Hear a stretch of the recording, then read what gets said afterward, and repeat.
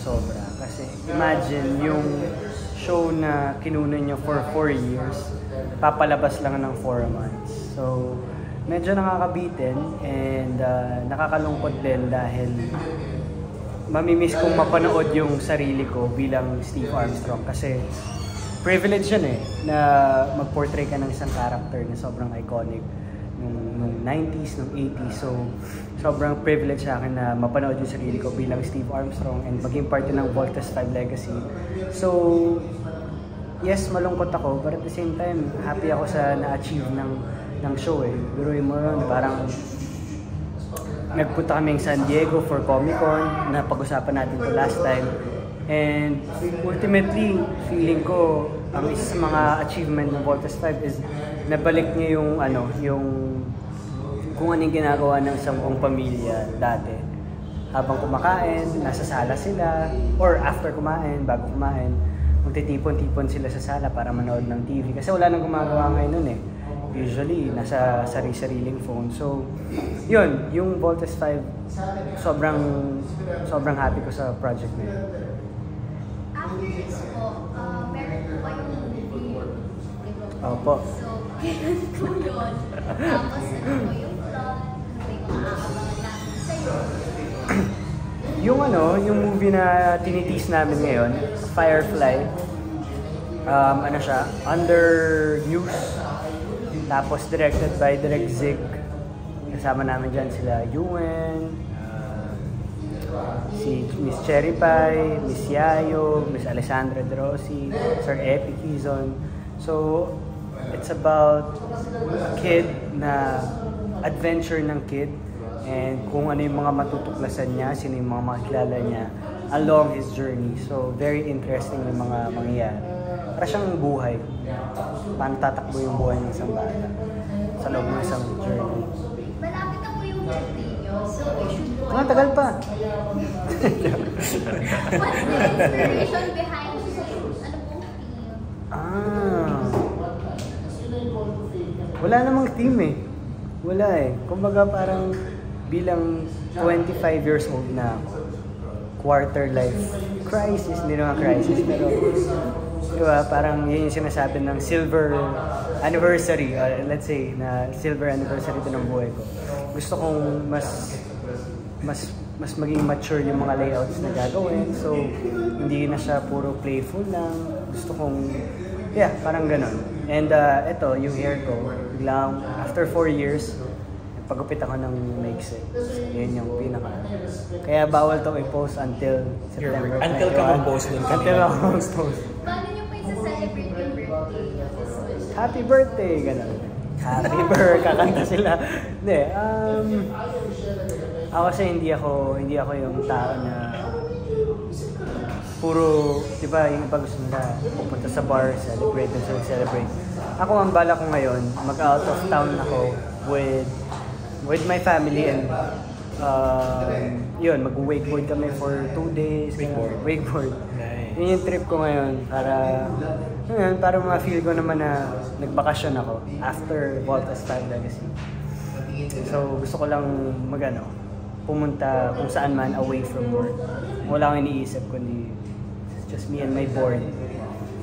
Sino ka-wakeboard? Well, kung may mga kapunta sa mga ka-wakeboard ko rin. Nag-wakeboard din siya. Sino? Si Isabel. Definitely pupunta si Isabel sa birthday. Pwedeng mawala siya sa birthday ko. Pero kung ang question ay nag-wakeboard din ba siya, tinry niya. Tinry niya. Sumakit yung katawan niya. Tapos nadala. Going back to the shoot, Megs, ano ka lang ng pegs? Tapos yun yung gusto mo or sino nag-provide sa'yo ng pegs? Actually, brainstorming kami ni Kuya Mike and yung photographer ko si Duki. So kaming tatlo yung nagbabatuan ng ideas kung ano yung magandang layout for this shoot, ano yung maging effective. So yun. But yung goal is parang sort of, re-imaging, rebranding. Now that you're 25 years old, mas mature yung gusto mong tingin ng audience sa'yo. Ganun. Yung sinabi kasi yung rebranding, parang nag-iiba ka ng brand completely. For me, hindi ko naman kailangang ibahin yung brand ko. Parang kung sino yung Miguel na nakilala nila, yun pa rin naman ako. It's just that 25 years old na ako ngayon and ito na yung buhay ko ngayon. Ito na yung tsura ko ngayon. Dahil yung huli kong photoshoot, tagal na rin, mahaba pa rin ako. So, wala namang rebranding. Siguro mas, yun nga, that's the right term. Mas mature yung concept ng photoshoot na to. That's for your social media use lang. Yung Yes. Investment. Investment, yes. Kailangan naman talaga mag-invest sa lahat. Doon tayo sa hair. Gano'ng katagal mo pinag-isipan na puputulin mo siyang ganyan? Plano ko na siyang paiksian siguro 2 months ago. Ngayon lang ako nagkaroon ng lakas ng loob na... Actually, matagal ko na siyang plano. Kaso dahil nga may Voltes 5, may mga iba't ibang commitments, hindi pa ako makapagpagupit ng buhok. And naghahanap ako ng tamang timing kung saan ko ilo-launch yung new hair. So, yun nga, birthday ko. So, kanina lang ako nagpagupit bago pumunta ang photoshoot. Tapos, habang nagpapagupit ako, sabi ko sa sarili ko, for sure, after a few days, mamimiss ko agad yung long hair ko. Kasi sobrang gusto ko yung... So, wala pang 24 hours pala yan? Wala pang 12 hours. Hindi ka pa natulog? Hindi pa. Kasi sobrang gusto ko yung long hair ko. Pero, tulad nga sinabi ko, 25 years old na ako. Kailangan na mas maging... If ever po, possible na ipahabain mo ulit siya with the same length kung paano mo ipagupit?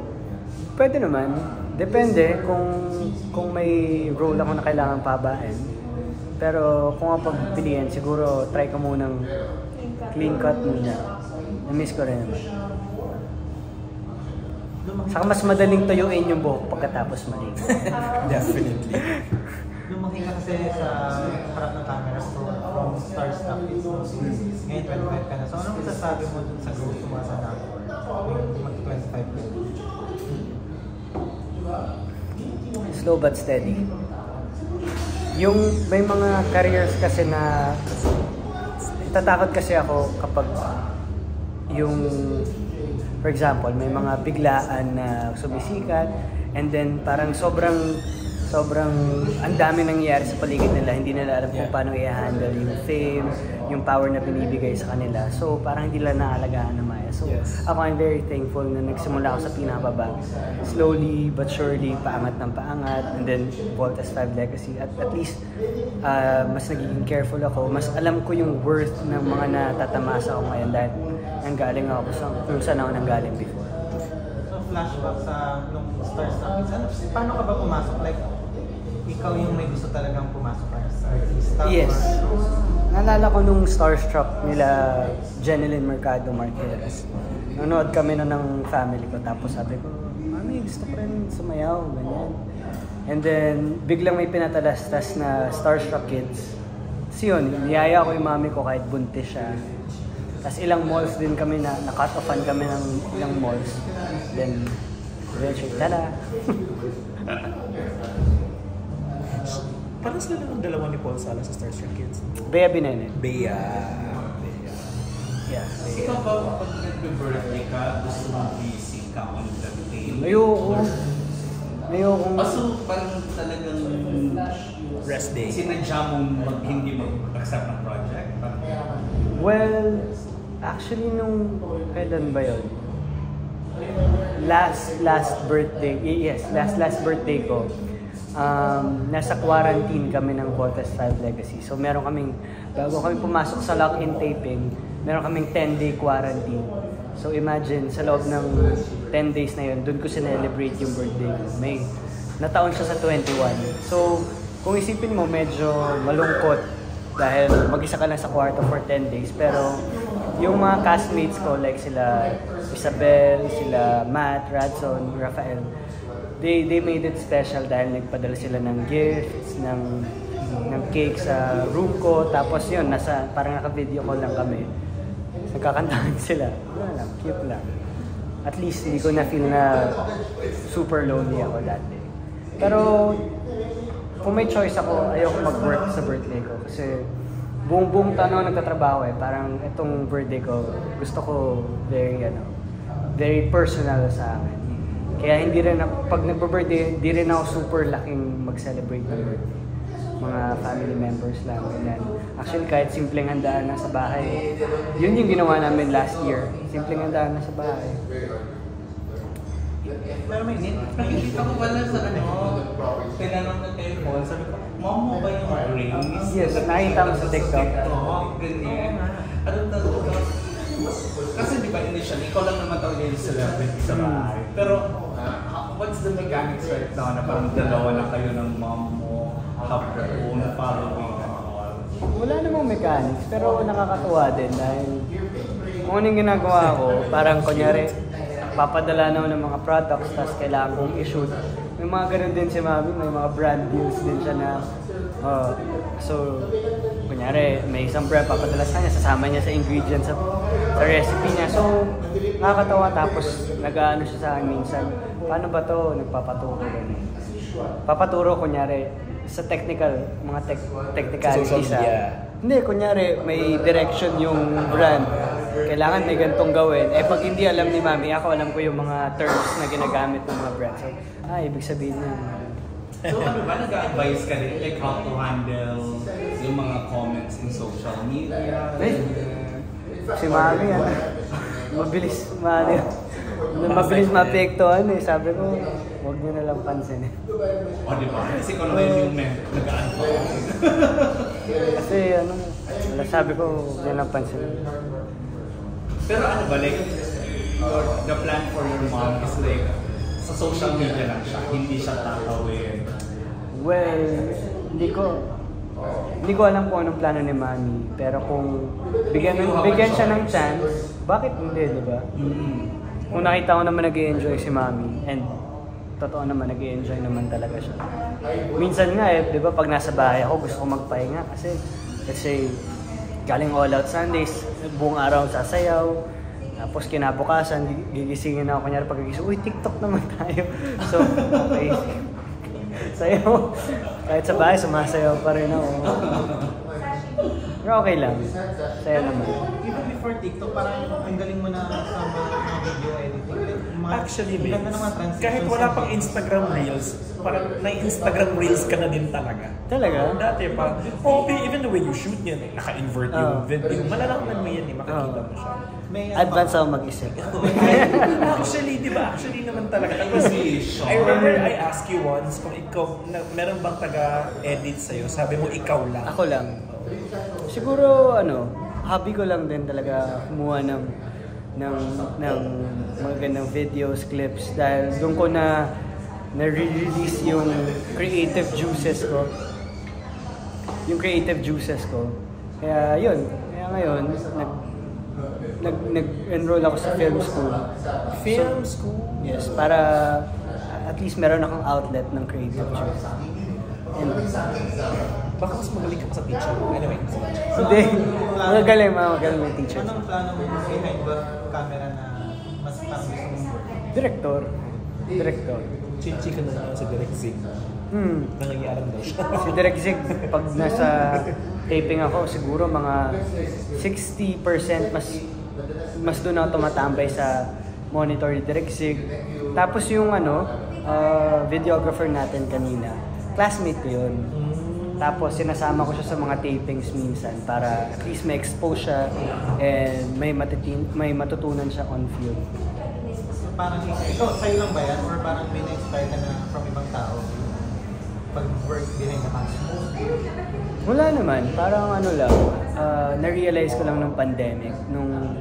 Kasi diba, yung pandemic, bibigyan ka lang nila ng instructions, sendan ka nila ng products, tapos ikaw na bahala mag-shoot. Sa bahay. So doon ko na-realize na pwede pala, parang okay naman yung gawa ko.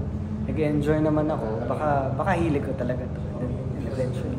Pero when do you see yourself doing this? Meron niregalo sa akin si Isabel na clapper. Tapos sinulat ko doon kung date. Sinulat ko doon 2025. So hopefully 2025. Director talaga. Kahit hindi naman full length or isang series, siguro kahit makapag-direct lang ako ng isang official na episode sa Magpakailanman, Jessica Soho, mga pero yung mga short films, thesis namin. May thesis kami. Yung film school ongoing pa or tapos na? Ongoing. Ongoing siya ngayon. Asan ka nag-study? Asia Pacific Film Institute. Alam mo yun? Di ba? Ha? Mahal doon, di ba? Mahal ba yun? Parang nangyayari ko mahal doon. Worth it naman. Ha? Asia Pacific na branch. Kaya parang medyo familiar kami with the Asia Pacific. Ito ba yung nasa baba ng shell? I mean, katabi ng shell? So ano yung ano ng instruction? Do you go to the school physically or how does it? Yun yung gusto ko face to face. Kaya hindi ako nag-enroll nung pandemic. Kasi feeling ko di ako matututo pag nasa online lang. So hindi talaga ako pumasok, hindi ako nag-enroll nung pandemic. Hinintay mo talaga. Kasi ako kinesthetic. Well, kinesthetic learner. Yan. So, nung nakita ko may short course yung APFI, ginrab ko agad yung opportunity na nag-enroll agad ako. Buti na lang kasi at least dami kong connections na nabibuild ngayon na possible kung maging katrabaho din in the future pag nag-direct na ako. Buti hindi nag-compete with your schedule with this file? Medyo. Pero, pag di kaya online, pag hindi ako nakapag-online, very understanding naman yung mga prof namin. Alam naman nila. Pero minsan di ko sinasabi kasi nihiya ako eh. Parang sabi ko, artista po, hindi ko. Sinasabi ko, working po ako. Ano ba itong mga genre na parang yung gusto mo? Psycho-thriller.